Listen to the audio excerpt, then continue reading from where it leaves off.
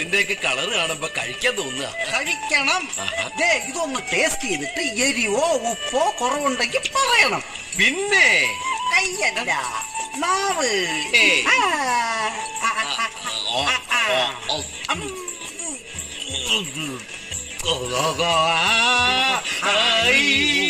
അയ്യോ, എന്ത് പറ്റി? മലയാളാക്ഷരം പഠിക്കുന്നതാ. എരിവുണ്ടോ?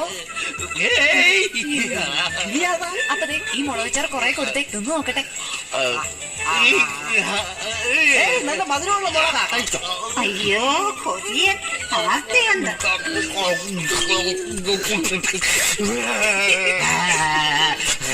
പഴയ മിമിക്രിക്കാരനാ, പേപ്പട്ടി അനുകരിക്കുക. എരിയുന്നുണ്ടാവും പാവം.